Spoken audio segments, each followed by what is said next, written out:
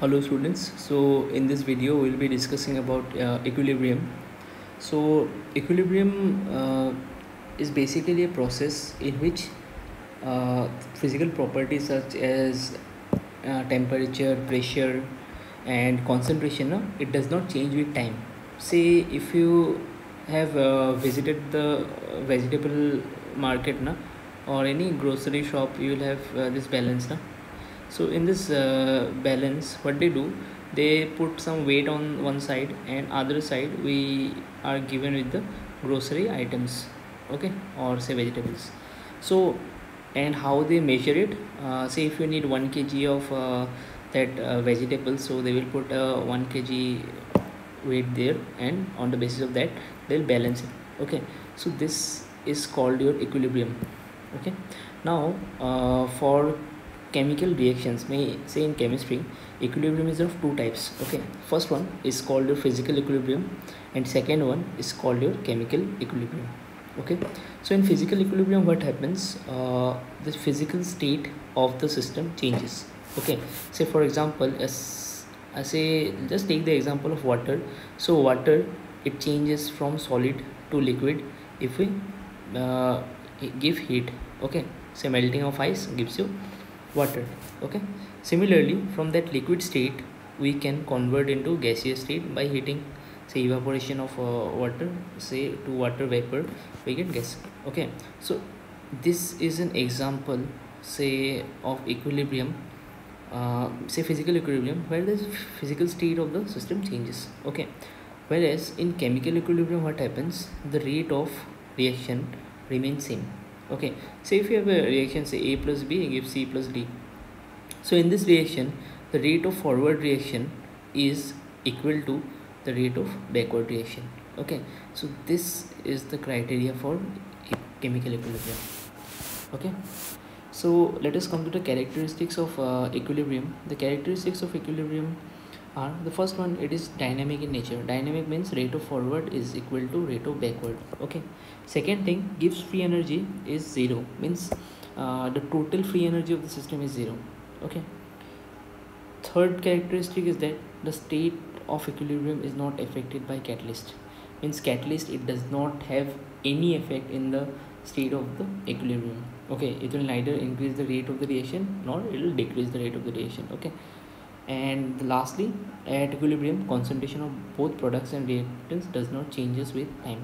Okay, means just the definition of equilibrium, you remember that these properties such as pressure, temperature and concentration does not change with time. Okay, so let us move to the graphical representation of equilibrium. You see, equilibrium can be shown by three different graphs, this one, this one and this one. It just you see, we all know that in the course of time the concentration of reactant, it decreases and the concentration of product, it increases. Okay, so there will be some point where the concentration of both reactant and product, they are equal. Okay, so that point is called your equilibrium.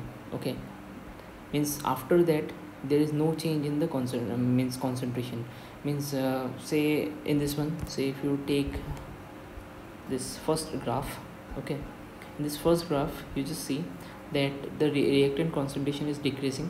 Okay, and the product concentration is increasing. Okay, but in this line, you see after this line the graph is just a straight line. Okay, means after this time say if we say if the reaction progresses forward but the concentration remains constant, means change in concentration, it remains constant. Okay, so this point is called your equilibrium. Okay, so it can be represented by all these three forms, this one, all these three are correct.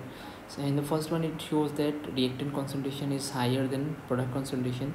In the second one, it shows that reactant concentration is equal to product concentration at equilibrium, and the third one shows that reactant concentration is less than product concentration at equilibrium. Okay,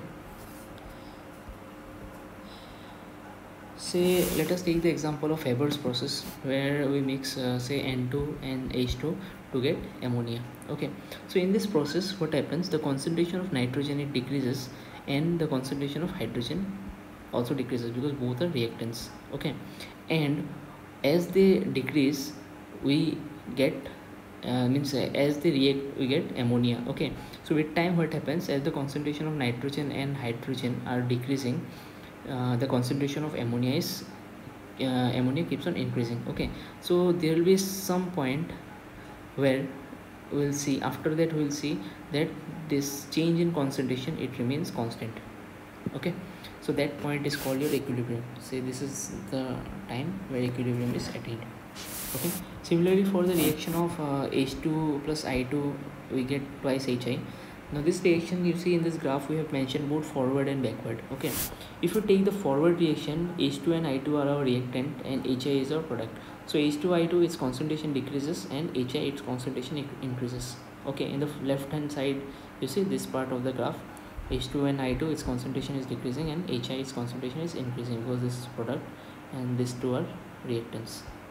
Okay, but if you take the backward reaction, then HI will be your reactant and H2 and I2 will be products. Okay, so that's why you see in the right hand side of the graph, this HI its concentration is decreasing and H2 and I2 its concentration is increasing. Okay, so in this graph we are showing both forward and backward. This is backward and this is forward. Okay, just bear with the handwriting, it's just I'm not using a pencil. Next, let us come to this law of mass action, where we will be finding an expression for the equilibrium constant. Okay, so this law of mass action, it states that rate of forward reaction is, or any just rate of the reaction is directly proportional to the concentration of the reactants.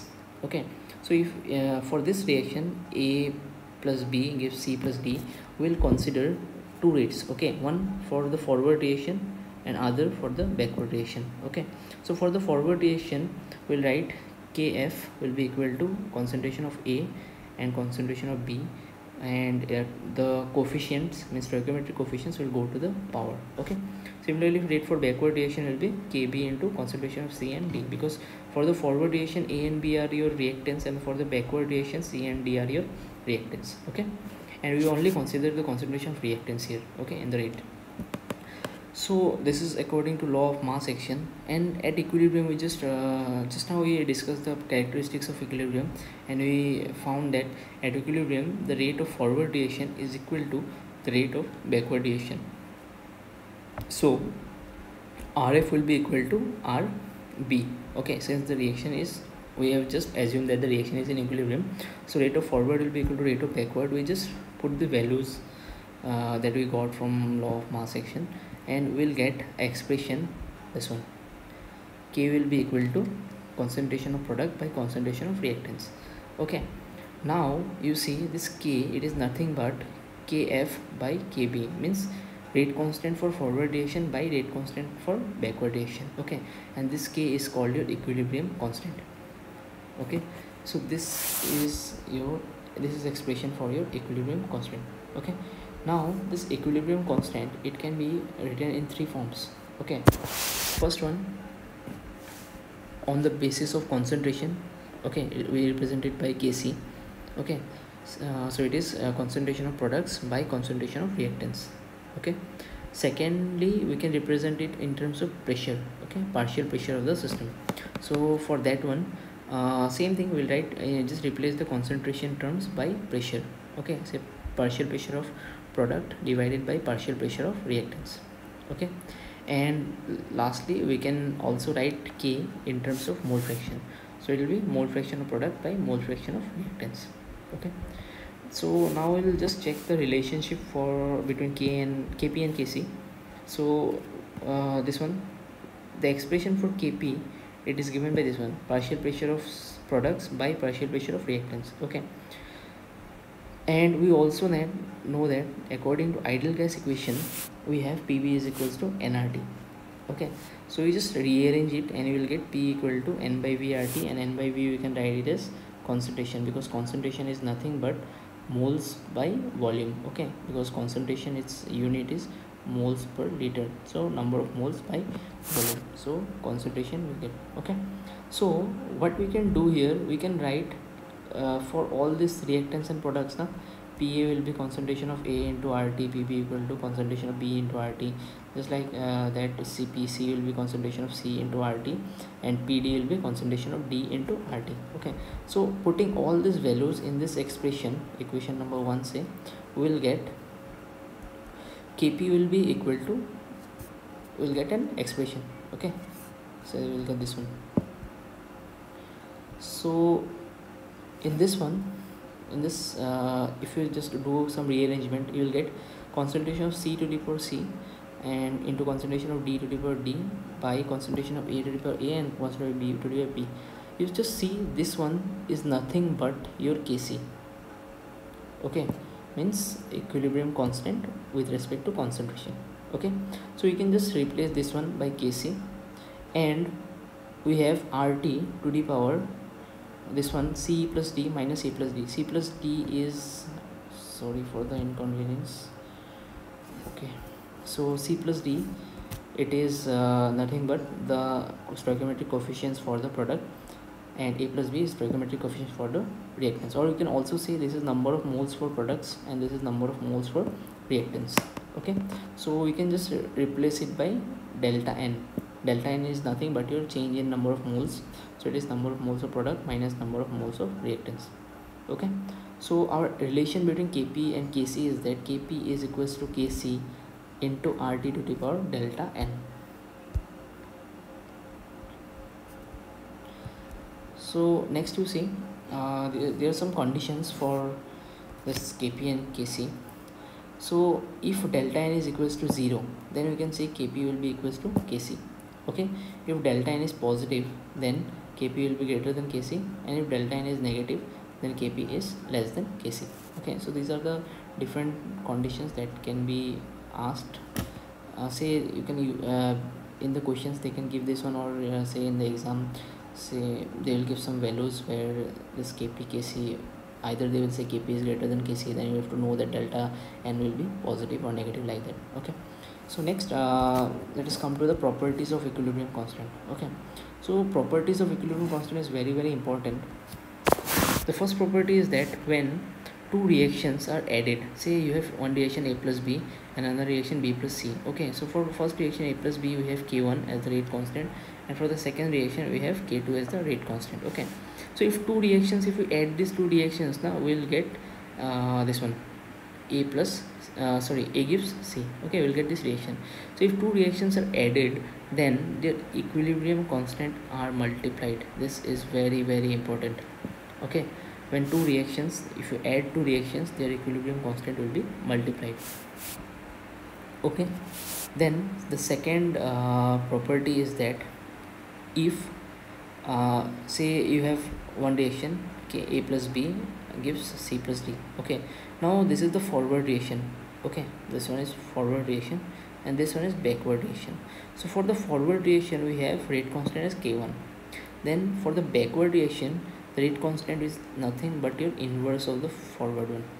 If for K1 is the rate of forward reaction, then for backward reaction the K1 is the rate constant for forward reaction, then for backward reaction the rate constant will be given by 1 by K1. Okay, means the inverse of that of forward. Okay, then third property is that if a chemical reaction, say, is multiplied by some factor, okay, say you have a reaction, say A gives B. Okay, now if you just multiply it by N, then the rate constant is also raised to the power of N. So you have 2A and you have equilibrium constant, you have 2B.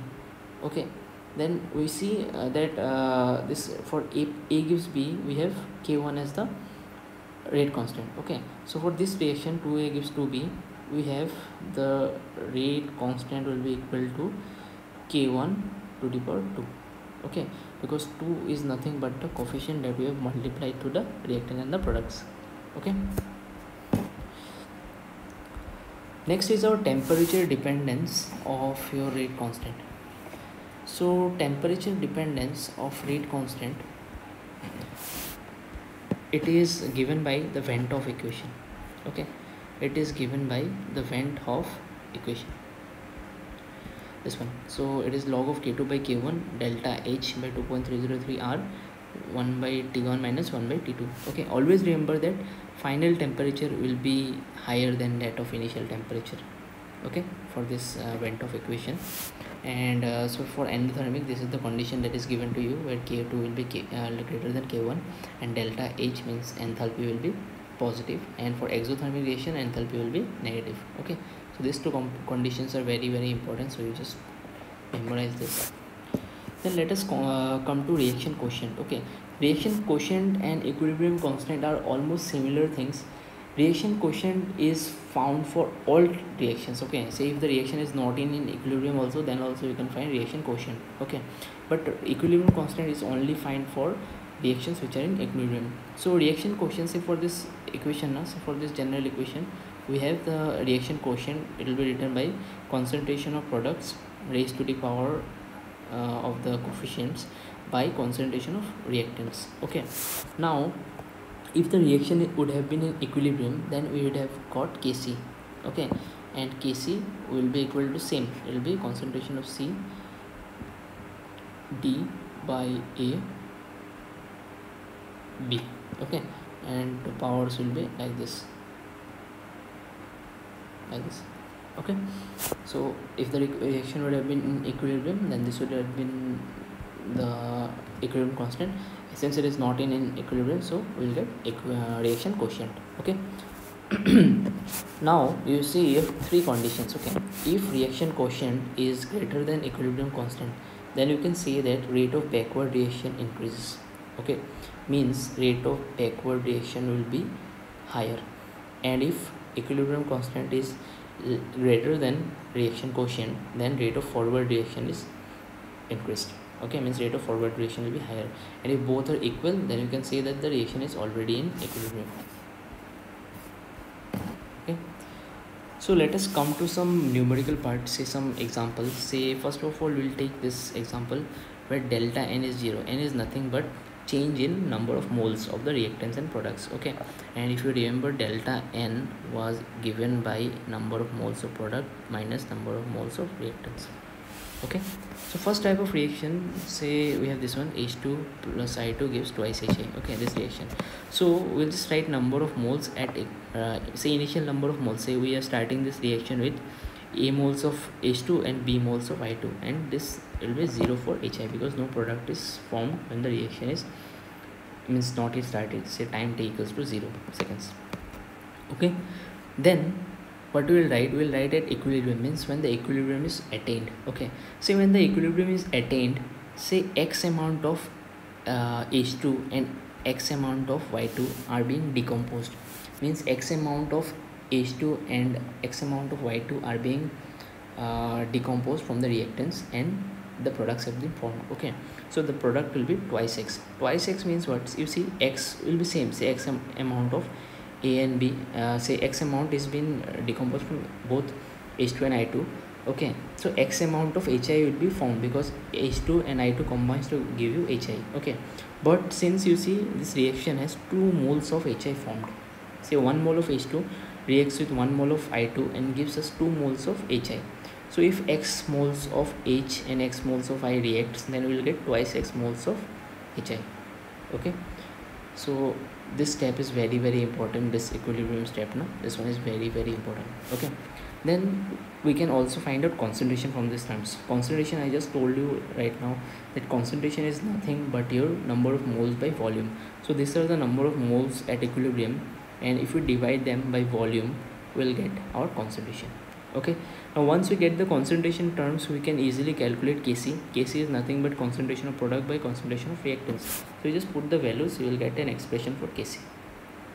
Okay, one more thing, say at equilibrium what will be the total number of moles, that also they can ask you. So what you will do, you will just sum up these things. So this number of moles, now you just sum up them, you will get the total number of moles at equilibrium. So it will be A minus x plus B minus x gives twice A minus x plus B minus x plus twice x, it will give you A plus B. Okay,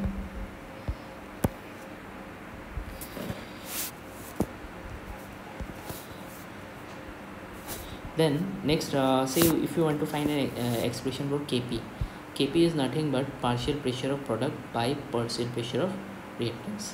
Okay, So partial pressure, we know that there is a formula na, partial pressure is equal to mole fraction into total pressure. Okay, this is the formula. Partial pressure is equals to mole fraction into total pressure. Okay, so what we will do, we will just, as you see, mole fraction you can easily calculate.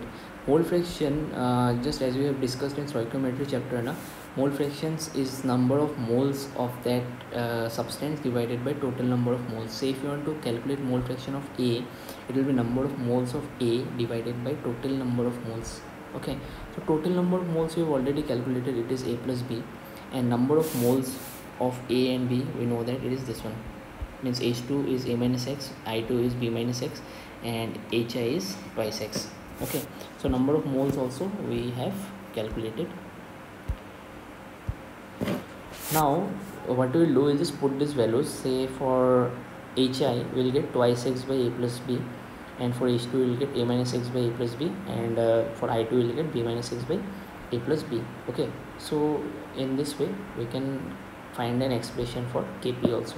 Okay, and you see in this one what we are getting, Kp is equal to Kc, means the expression for Kp and Kc are both are same, so you can say Kp is equal to Kc. That means the system is in equilibrium, means this reaction that we are doing now is present in equilibrium.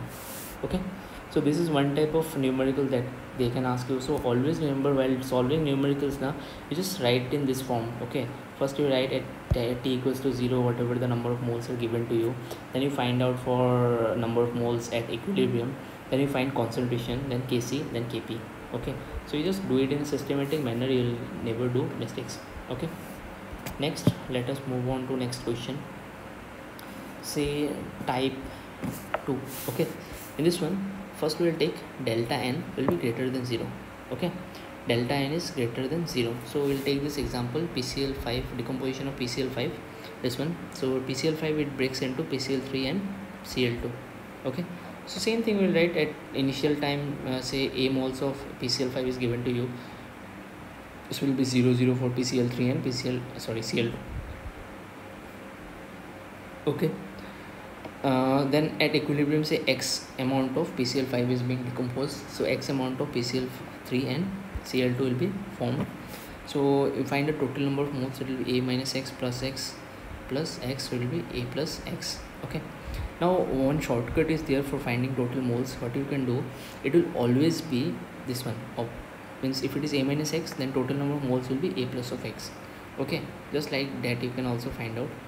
And then next step what we will do, we'll find out concentration. Say total volume is given as V. Okay, so concentration means thus number of moles divided by volume, we will get concentration of all this reactants and products at equilibrium. Okay, so you can easily calculate Kc, concentration is given to you, just put this one and you will get this expression for Kc. Okay, Kp also you can calculate because total moles is there, individual moles are also present, and total pressure is given as Pt, so you just calculate this one. So either Pt or Pu, right, it's same. Okay, so you just calculate, you will get an expression for Kp and Kc. In this one you see Kp is not being equal to Kc. Okay, so this one can also be asked that whether Kp is equal to Kc or greater than or less than, like that you can do it. Okay, so you just put some value of X and you find out whether it is greater than or less than. Okay, third type, if delta n is less than 0. Okay, same process, you just follow. T equals to 0, at time t equals to 0, A and B moles of this one N2 and H2 are given. Here we have taken Haber's process. Okay, at equilibrium you see, they have said that X is the degree of dissociation, means X amount of the reactants has been dissociated. Okay, now in case of N2, number of moles means the stoichiometric coefficient is 1. Okay, so it is A minus of X. But in case of B, means in case of H2, you see we have 3, stoichiometric coefficient is 3, means 1 mole of N2 reacts with 3 moles of H2 to give you 2 moles of NH3. So here degree of dissociation will be 3x. So we'll just come to degree of dissociation just after this example, I think you will get. So you just see this one. Say if you have 1 mole, okay, and your degree of dissociation is x, say DOD, if you have 1 mole and your degree of dissociation is x, then if you have 3 moles, then your degree of dissociation will be 3x. Okay, this thing you always keep in mind. If you write here x, b, say here you have written a minus x, and if you write b minus x, then it will be totally wrong. Okay, here you can lose marks. Okay, and since x amount of n2 and h2 are being dissociated, so x amount of NH3 will be formed, and since we are getting 2 moles, so it will be twice x. Okay, so same, then you find concentration, just divide this one by volume, and you find total number of moles you will get, and then you can easily find Kp and Kc, just like the previous examples. Okay, so now let us come to degree of dissociation. Degree of dissociation means how much amount of reactant is being dissociated in order to form products. Okay, so it is given by this formula, say number of moles of this one, number of moles dissociated by total number of moles taken. Okay, so if you have moles taken as 1 and moles dissociated is alpha, then degree of dissociation will be alpha. Okay, it's like that, you can just find out. Then one more formula is their percentage of dissociation. They can either give you degree of dissociation or they can give you percentage of dissociation also. Okay, so degree of dissociation is given by the first formula, where you have number of moles dissociated by total number of moles taken, and percentage of dissociation is equal to degree of dissociation into 100. Okay, say if percentage of dissociation is given to you, then if you want to find degree of dissociation, just you divide it by 100. Okay, so this example, let us check this one. Say it is given that initially 3 moles of NO2 is taken, and x is the degree of dissociation. Calculate the total number of moles and mole fraction for each. Okay, so we have write this expression. So this expression is given to you, NO2 is being decomposed into N2 and O2. Okay, just balance it first. Just first you balance it, and then you see in the question it is given that initially 3 moles of NO2 is taken, means at t equals to 0 we have 3 moles of NO2. Okay, and N2 and O2 will be 0 as always, because products at the start of the reaction is 0. Okay, then at equilibrium you see degree of dissociation is x. So if degree of dissociation is x and number of moles is 3 moles, then I told you that at equilibrium it will be 3 minus of 3x, just like previously we did now. If degree of dissociation is 1, then we had if the number of moles is 1, degree of dissociation is x. Then if number of moles is 2, degree of dissociation will be twice x, like that. Okay, means we have 3 minus of 3x at the equilibrium. Okay, similarly for this one N2, you see degree of dissociation is 3x, because 3x is being dissociated from NO2. So if 3x amount is being decreased from NO2, then 3x will be formed in the products also. So and for O2 also it will be 3x. Okay, now how I got it 3x by 2? Okay, this is very important. You see, say we have this one, say NO2 and N2. So you just write NO2 and you write N2. Okay,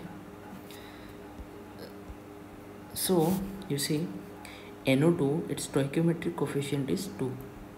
Okay, and N2, its stoichiometric coefficient is 1. Okay, now if 3x is say just you do unitary method now.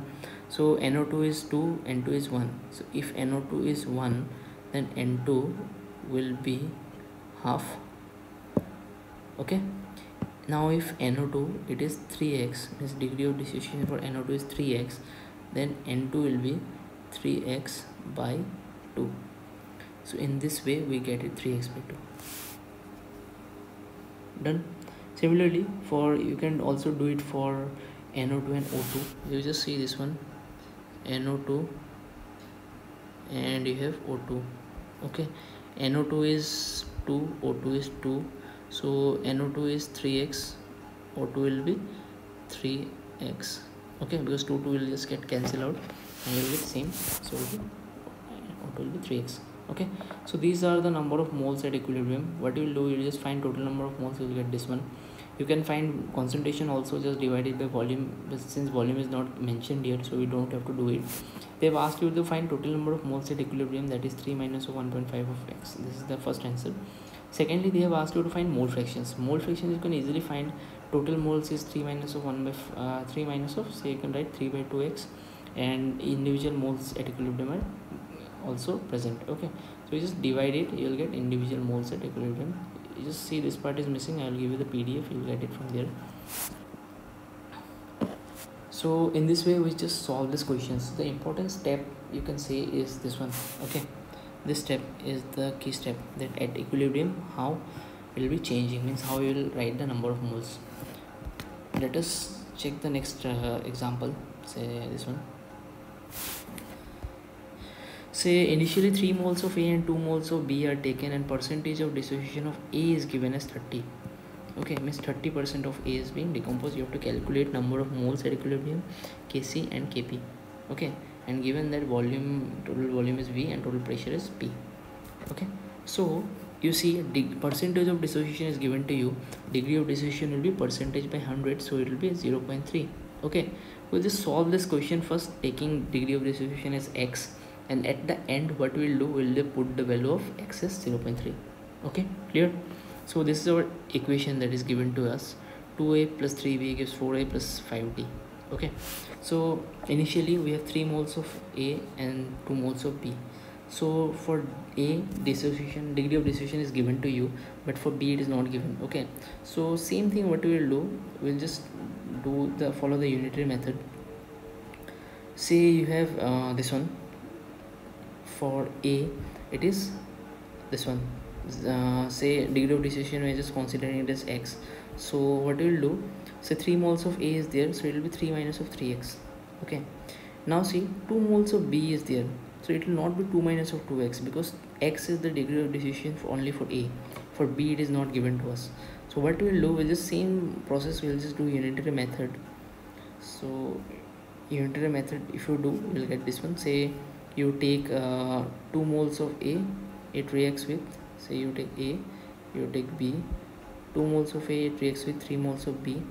Okay, so 1 mole will be reacting with 3 by 2 moles of B. Okay, and we have 3x, so 3x of A will be equal to 3 into 3, 9x by 2. So in this way you can find it.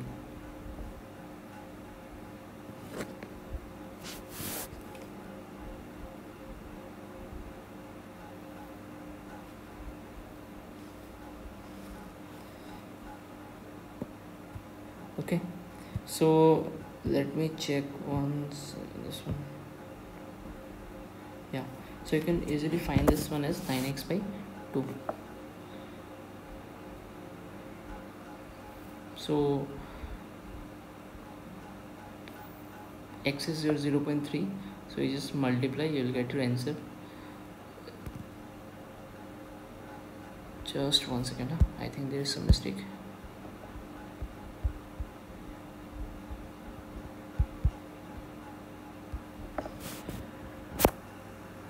Yeah, it will be like that only. Just you take A as, just let me do it here, A, and B you take from, say 2 moles of A, it is reacting with 3 moles of 3 moles of A, it is reacting with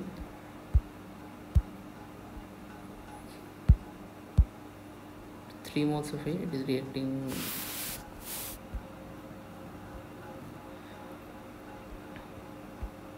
Okay, you just see the stoichiometric coefficients. 2 moles of A, it is reacting with 3 moles of B. So 1 mole of A will be reacting with 3 by 2 moles of B.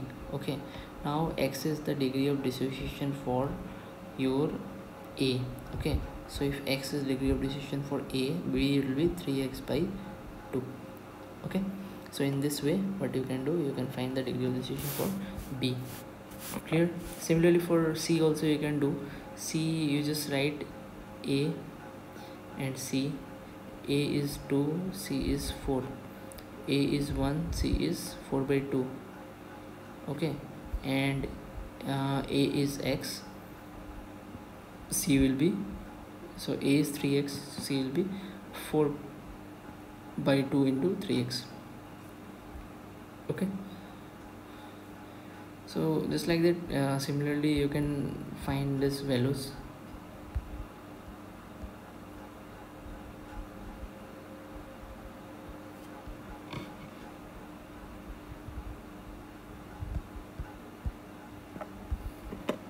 Okay, so just similarly you just solve this part. Okay, at equilibrium we'll get this number of moles, then you find total number of moles, it will be 6.8, and concentration you can find just divided by volume, and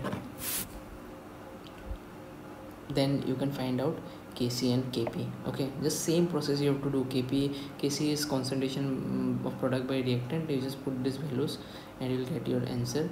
Whereas for Kp, what you have to do, you have to calculate mole fraction, and then you have to put, you will get this one as the answer. Okay,